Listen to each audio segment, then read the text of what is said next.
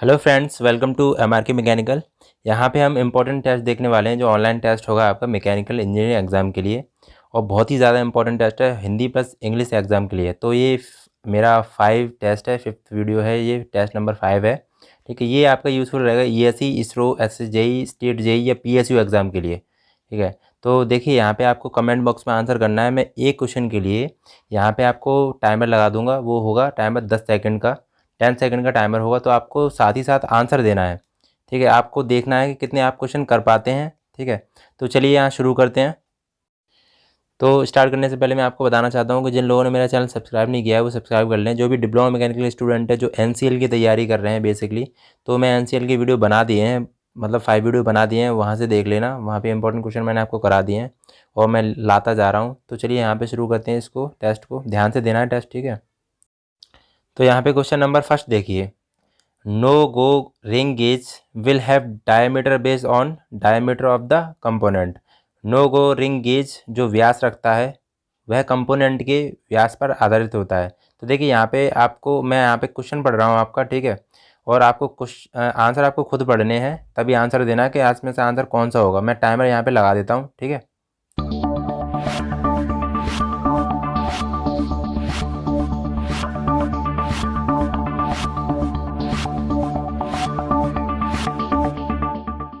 तो यहाँ पे आपका टाइम फिनिश हो गया। देखिए इसका आंसर हो जाएगा आपका मिनिमम टॉलरेंस डायमीटर। ठीक है, नो गो रिंग गेज जो व्यास रखता है वो कंपोनेंट के मिनिमम टॉलरेंस डायमीटर व्यास पर आधारित होता है। ठीक है, यहाँ पे हम समझते हैं इसको थोड़ा सा। देखिए यहाँ पे फिगर आपको दिख रखा होगा, ये होता है आपका रिंग गेज। ठीक है, ये देखिए रिंग गेज जॉब के बाध्य व्यास मतलब बाहरी व्यास के मापन के लिए किया जाता है, आउटर डायमीटर को चेक करने के लिए। Go gauge no go gauge जोड़े के प्रयोग में किया जाता है। देखिए ये आपके गो गेज होते हैं और नो गेज दो अलग अलग टाइप के होते हैं, नहीं कि एक ही टाइप के नहीं होते हैं, ये अलग अलग टाइप के होते हैं। ठीक है, एक रिंग गेज होगा वो गो गेज का होता है, एक रिंग गेज होगा वो नो गो का होगा। ठीक है, और ये चेक क्या करता है, 2-3 क्वेश्चन पूछे जाते हैं। देखिए चेक क्या करता है, टू चेक द डायमीटर और राउंडनेस ऑफ द जॉब। ठीक है, क्लियर यहाँ पे।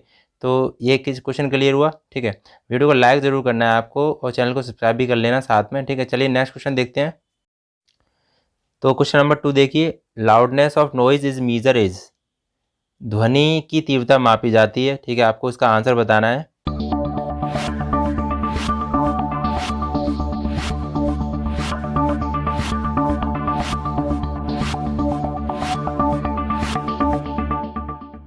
तो देखिए यहाँ पे ध्वनि की जो तीव्रता मापी जाती है, लाउडनेस मेजर की जाती है, वो आपकी डेसिबल में की जाती है। सी आंसर हो जाएगा इसका। ठीक है, चलिए नेक्स्ट क्वेश्चन देखते हैं।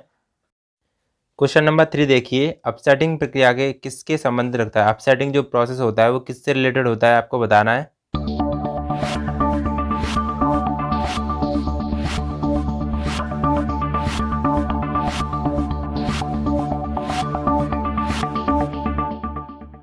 तो देखिए इसका आंसर जो हो जाएगा वो भाई हो जाएगा आपका बी आंसर। ठीक है, फॉर्जिंग से रिलेटेड होता है अपसेटिंग। अब अपसेटिंग में करते क्या है मैं आपको बता दूं। देखिए यहाँ पे मैं टाइमर लगा देता हूँ आपके लिए, वो बहुत ज़रूरी है। अगर टाइमर हटाना हो तो मुझे बता देना है कि टाइमर लगाना ज़रूरी नहीं है। ठीक है, जो आपको लगे जिस जो पसंद हो आपको, जिस तरीके से वीडियो लाना हो उस तरीके से मुझे बता देना, उस तरीके से वीडियो आपको आता रहेगा। ठीक है, क्लियर यहाँ तक। तो चलिए नेक्स्ट देखिए, इसको समझ लेते हैं थोड़ा सा।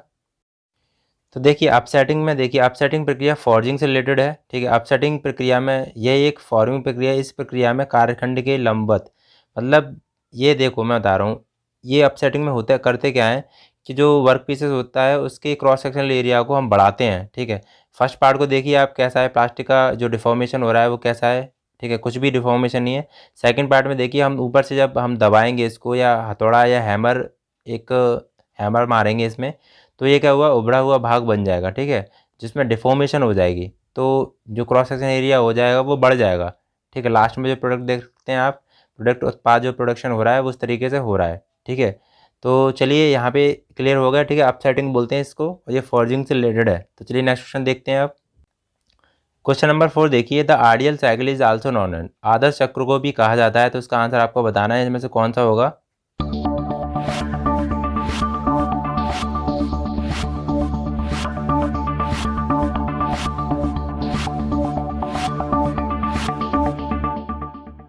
तो देखिए इसका आंसर हो जाएगा डी, आंसर हो जाएगा कार्नोट साइकिल। ठीक है, आइडियल साइकिल हम कार्नोट साइकिल को बोलते हैं। ठीक है, इसकी जो इफिशियंसी होती है वो 1-2 T2/T1 होती है। ठीक है, तो यहाँ तक क्लियर है आपको। देखो मैं यहाँ पे आपको क्वेश्चन करा रहा हूँ, मैं लेकिन डिटेल में नहीं कराऊंगा, क्योंकि देखिए डिटेल में कराने के लिए मैं 10 कदम लेके आता हूँ। स्पेशल आपको एनसीएल क्वेश्चन करा रहा हूँ, मैं डिटेल में कराता हूँ। ये आपका टेस्ट है, तो आप अच्छे से करिए टेस्ट। आपको कितने क्वेश्चन आ रहे हैं तो आप बताइएगा लास्ट में। तो चलिए नेक्स्ट क्वेश्चन देखते हैं। क्वेश्चन नंबर 5 देखिए, all steel have the lower critical point of, सभी स्टील का निचला क्रांतिक बिंदु होता है, तो इसका आंसर आपको बताना है।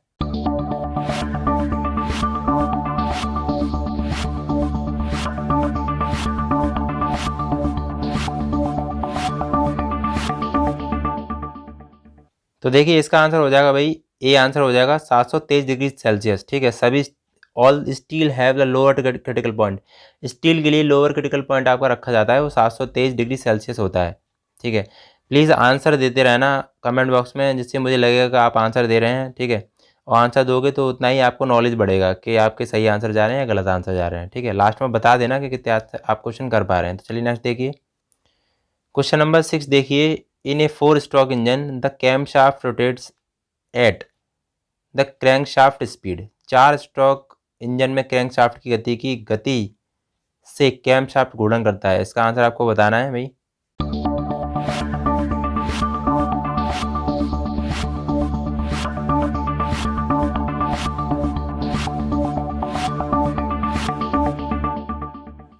तो देखिए इसका आंसर हो जाएगा भाई डी, आंसर हो जाएगा। ठीक है, 4 स्ट्रोक इंजन होता है, 4 स्ट्रोक इंजन, वो क्रैंक शाफ्ट की गति की डबल गति से कैम शाफ्ट घूर्णन करता है। ठीक है, यहाँ पे एक फार्मूला होता है, मैं आपको बता दे रहा हूँ। देखिए यहाँ पे एक फार्मूला है, 4 स्ट्रोक इंजन में क्रैंक शाफ्ट की गति कैम शाफ्ट की गति का दुगना होता है, याद आपको करना है। तो यहाँ पे cam shaft speed of cam shaft is equal to 1/2 crank shaft speed of crank shaft. ठीक है, ये आपका फॉर्मूला है, यहाँ से आप निकाल सकते हैं। तो क्रैंक शाफ्ट की गति आप निकालेंगे तो 2 कैम शाफ्ट हो जाएगा, स्पीड ऑफ कैम शाफ्ट। ठीक है, क्लियर यहाँ तक। तो चलिए नेक्स्ट क्वेश्चन देखते हैं। क्वेश्चन नंबर 7 देखिए, देखिए ये एक्चुअल क्वेश्चन है, जो आए हुए क्वेश्चन है। ठीक है, मैं वही क्वेश्चन करा रहा हूँ जो आए हुए हैं। ठीक है, तो देखिए, a wound watch spring has ... energy, चाबी भरी हुई घड़ी की कमानी में वाउंड वॉच स्प्रिंग ऊर्जा होती है। ठीक है, इसमें ऊर्जा आपको बतानी है कि आपको एक चाबी भरी कमानी है। ठीक है, चाबी भरी घड़ी है, तो उसमें आपको ऊर्जा बतानी कौन सी होगी।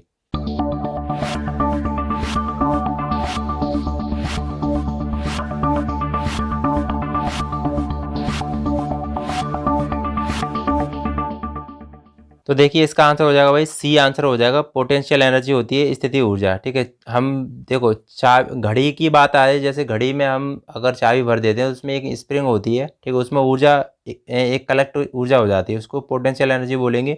और यहाँ पे एक और, जैसे मान लो कि वो है आपकी गाड़ी है ना, खिलौने वाली गाड़ी देखी होगी, उसमें आप चाबी भर दोगे तो उसको रोक के रखोगे, तो वहाँ पे रोक के रखोगे तो चाबी भरी है। ठीक है, रोक के रखोगे तो कौन सी ऊर्जा होगी, पोटेंशियल एनर्जी होगी, स्थिति ऊर्जा होगी। वो चल नहीं रही है और चलने लगी तो आपकी गति ऊर्जा हो जाएगी।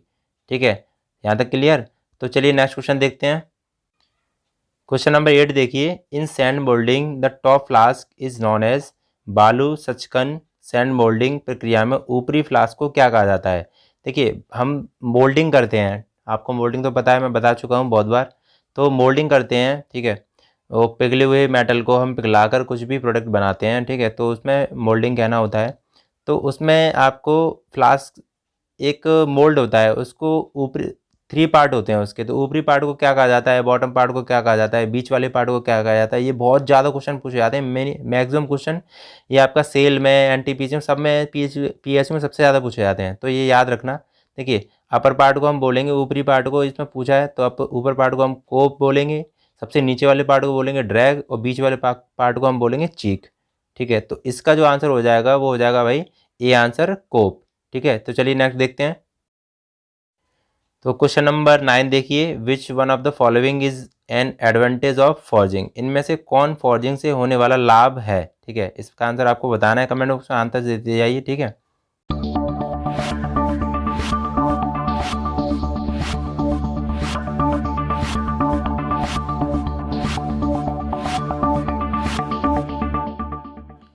तो देखिए इसका आंसर भाई हो जाएगा आपका ए, आंसर हो जाएगा इम्प्रूव फिजिकल प्रॉपर्टी। ठीक है। अगर हम फॉर्जिंग करते हैं किसी भी प्रोडक्ट की या किसी मटेरियल में, तो उसकी जो प्रॉपर्टी होती है आपकी, वो इम्प्रूव हो जाएंगी। ठीक है, तो चलिए ये आंसर हो जाएगा इसका। नेक्स्ट क्वेश्चन देखते हैं। विजाग स्टील 2019 में पूछा गया क्वेश्चन है ये। क्वेश्चन नंबर 10 देखिए, इंपॉर्टेंट क्वेश्चन है SHJE 2019 में। देखिए कुछ नॉन टेक क्वेश्चन मैंने ले लिए एक दो, कोई दिक्कत नहीं। Microsoft Windows is an, Microsoft Windows एक है, आपको बताना है इसका आंसर कौन सा होगा। कमेंट बॉक्स में आंसर दीजिए प्लीज़।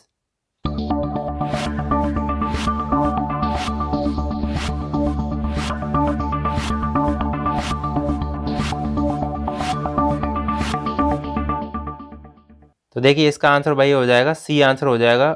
माइक्रोसॉफ्ट विंडोज़ होता है वो ऑपरेटिंग सिस्टम होता है। ठीक है, ये ऑपरेटिंग सिस्टम में आते हैं, ये विंडोज़ होती हैं। सी आंसर हो जाएगा इसका। चलिए नेक्स्ट क्वेश्चन देखते हैं। क्वेश्चन नंबर 11 देखिए, very very most important question है।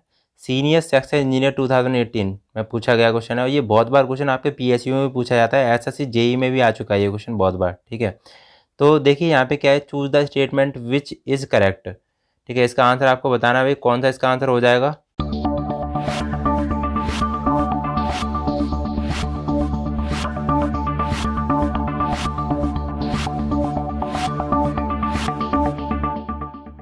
देखिए यहाँ पे जो ए आंसर है वो सही हो जाएगा आपका PERT, पर्ट इज इवेंट और टेंट। ठीक है, पर्ट एक घटना उद्गामी है, इसका आंसर ये हो जाएगा। बहुत ही ज़्यादा इंपॉर्टेंट क्वेश्चन है, ए आंसर हो जाएगा। इसको थोड़ा सा देख लेते हैं। देखिए यहाँ पे पर्ट एक घटना उद्गामी है, इवेंट और टेंट है, यह एक कंट्रोल युक्ति है। पर्ट मतलब इसका फुल फॉर्म होता है program evolution and review technique. ठीक है, PERT का प्रयोग निश्चित रूप से वहाँ किया जाता है जहाँ घटना का समय ना पता हो, जैसे रिसर्च एंड डेवलपमेंट में। पर्ट में 3 अनुमान समय एस्टिमेट टाइम का प्रयोग किया जाता है, जैसे मैं आपको बता दे रहा हूँ।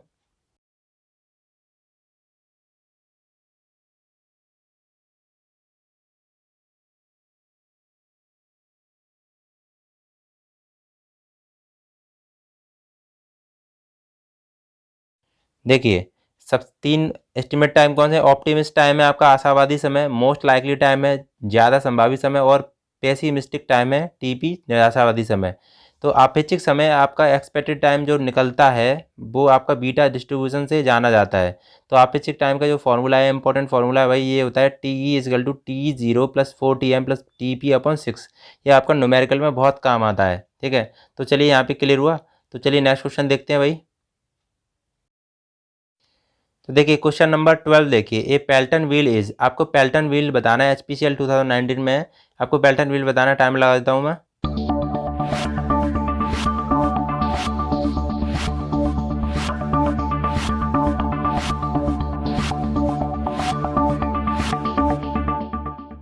तो देखिए इसका आंसर भाई हो जाएगा, पेल्टन व्हील होता है आपका टेंजेंशियल फ्लो इम्पल्स टरबाइन होता है। ठीक है, इम्पल्स टरबाइन होता है आपका पेन स्टॉक से वाटर जाता है बहुत तेज़ी से, और ये स्ट्राइक करता है आपका वाटर के आपका ब्लेड पे।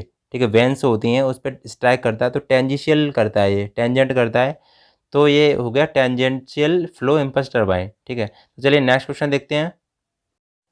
क्वेश्चन नंबर 13 देखिए, बहुत ही ज़्यादा इंपॉर्टेंट क्वेश्चन है। इसरो विक्रम साराभाई स्पेस सेंटर 2016 में पूछा गया क्वेश्चन है। ये क्वेश्चन बहुत ज़्यादा पूछा जाता है बेसिकली। देखिए, gear are use in differential of an automobile, automobile के विभेदक डिफरेंशियल में गियरों का उपयोग किया जाता है। तो इसका आंसर आपको बताना भाई कौन सा इसका आंसर हो जाएगा। कमेंट बॉक्स में आंसर देते रहना।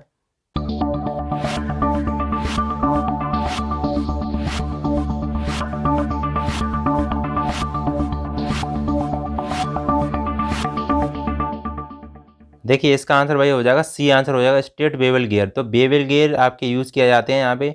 देखिए इसका यूज़ बेसिकली वहाँ किया जाता है डिफरेंशियल गियर का, जहाँ पे आपको टर्निंग होती है, मतलब जहाँ पे घुमाव मोड़ होता है वहाँ पे इसका यूज़ किया जाता है। वहीं पे आपको एक गियर चेंज करना होता है जिससे हमारा गाड़ी घूम जाती है। ठीक है, जहाँ मोड़ आता है ना वहाँ पे ये सबसे ज़्यादा यूज़ होता है डिफरेंशियल गियर। तो चलिए नेक्स्ट क्वेश्चन देखते हैं। क्वेश्चन नंबर 14 देखिए, फुलर्स आर यूज, ये भी क्वेश्चन मैं बता चुका हूँ, सेल बोकारो 2016 में पूछा गया क्वेश्चन है। इसका आंसर आप बताइए कमेंट बॉक्स में, क्या आंसर होगा, क्या आंसर होगा इसका।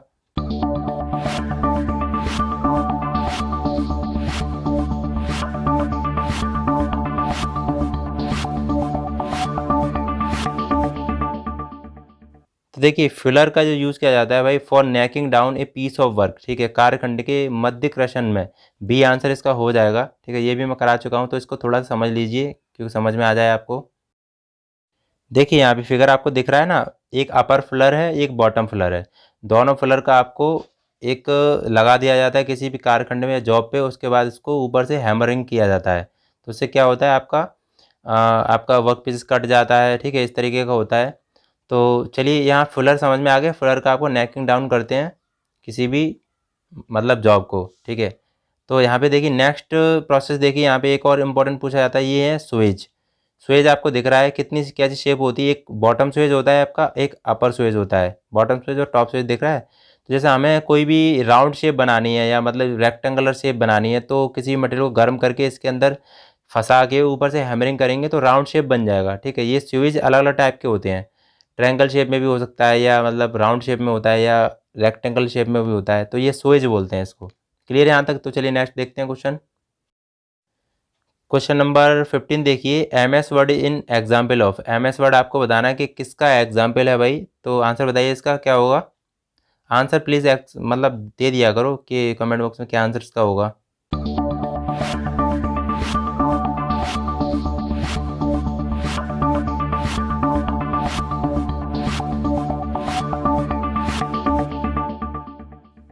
तो देखिए इसका आंसर वही हो जाएगा C answer. M S word जो होता है वो आपका एप्लीकेशन सॉफ्टवेयर होता है, ठीक है। तो चलिए यहाँ पे क्लियर हुआ। नेक्स्ट क्वेश्चन देखते हैं हम। क्वेश्चन नंबर 16 देखिए, आपका आर से रिलेटेड क्वेश्चन है ये, NPCL 2017 में पूछा गया क्वेश्चन है। Relative humidity is the percentage of the, सापेक्ष आर्द्रता निम्नलिखित में से किसका प्रतिशत होता है। इसका आंसर आपको बताना है, क्या होगा इसका आंसर बताइए कमेंट बॉक्स में।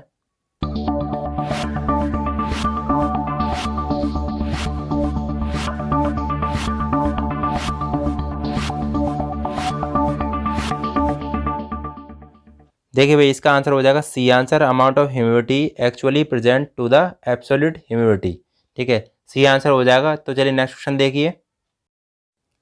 क्वेश्चन नंबर 17 देखिए, at the back of domestic refrigerator the bank of tubes is called. घरेलू रेफ्रिजरेटर के पिछले भाग में स्थापित ट्यूब का संग्रह कहलाता है। इसका आंसर आपको बताना है, क्या आंसर होगा, ABCD जो भी आंसर बताइए इसका आंसर।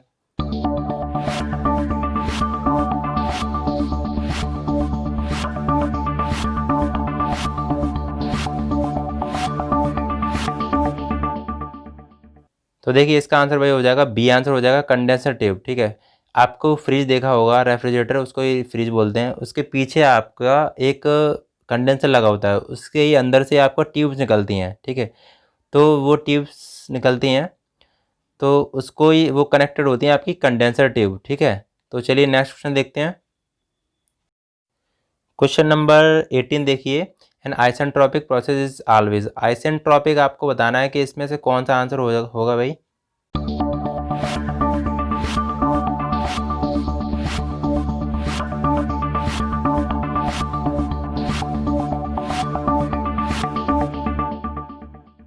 देखिए इसका आंसर भाई हो जाएगा डी आंसर हो जाएगा। आइसेंट्रोपिक होता है वो होता है आपका रिवर्सिबल एंड एडियाबेटिक प्रोसेस होता है, ठीक है, डी आंसर हो जाएगा इसका। तो चलिए नेक्स्ट क्वेश्चन देखिए।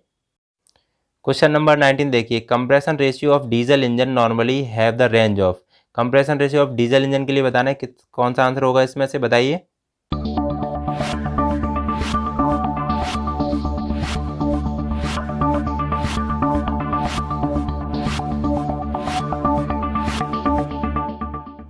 तो देखिए इसका आंसर ये हो जाएगा सी आंसर हो जाएगा 16-20। तो देखिए मैं बेसिकली इसका आंसर कंप्लीटली अच्छे से बता दे रहा हूँ। देखिए पेट्रोल इंजन के लिए होता है भाई 6-10 होता है, डीजल इंजन की कंप्रेशन रेशियो होता है 15-25 और डुअल इंजन के लिए होता है 12-16, ठीक है। कंप्रेशन रेशियो होता है भाई total volume upon clearance volume, ठीक है, VC + VS अपॉन VC। तो चलिए नेक्स्ट क्वेश्चन देखते हैं। क्वेश्चन नंबर 20 देखिए, the unit of a lathe which house of the lathe spindle and control levers for speed selection is called a. तो आपको इसका आंसर बताना है, खराद लेथ की एक इकाई जिसमें गति का चयन करने के लिए खराद तर्कु तथा नियंत्रक लीवर लगे हो को कहा जाता है। इसका आंसर बताइए आप।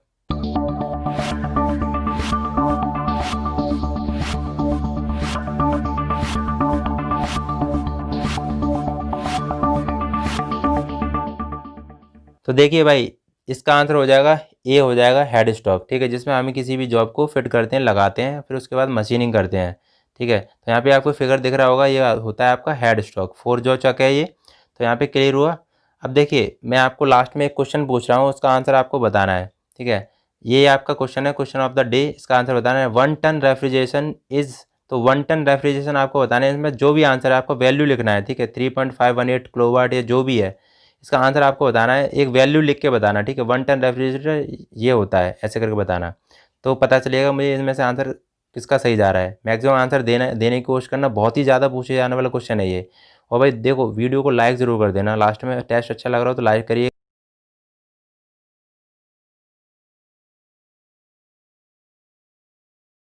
और देखो, और एनसीएल के लिए मैंने आपको वीडियो बना दिए हैं, तो एनसीएल के लिए वीडियो देख लेना, ठीक है। तो चलिए यहाँ पे मैं वीडियो फिनिश करता हूँ, सब्सक्राइब कर लेना, करना मत भूलना, ठीक है। तो चलिए कल मिलता हूँ।